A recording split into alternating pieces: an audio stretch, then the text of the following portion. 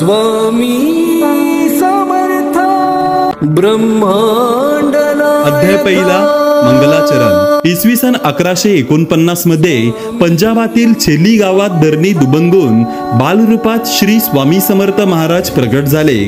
श्रीपाद श्री वल्लभ श्री नृसिंह सरस्वती अवतार धारण करून इसवी सन 1856 ते 1878 या कालखंडात स्वामी महाराज श्री क्षेत्र अक्कलकोट येथे वास्तव्यास होते। या कालावधीत महाराजांनी ज्या अद्भुत लीला केल्या त्यातील काही प्रत्यक्ष पाहण्याचे व ऐकण्याचे सद्भाग्य कोपर्लीचे प्रसिद्ध व्यापारी शंकर शेठ मारवाडी यांना लाभले।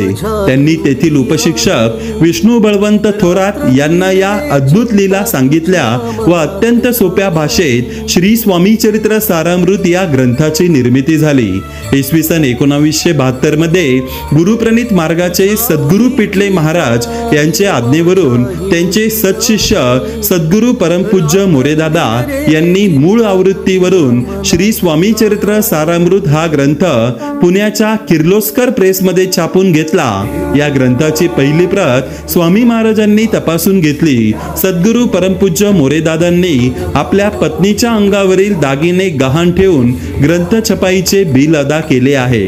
अमृताहुनी गोड असणारे हे 21 अध्यायाचे श्री स्वामी चरित्र सारामृत श्रद्धा व भक्ती वृद्धिंगत करणारे आहे।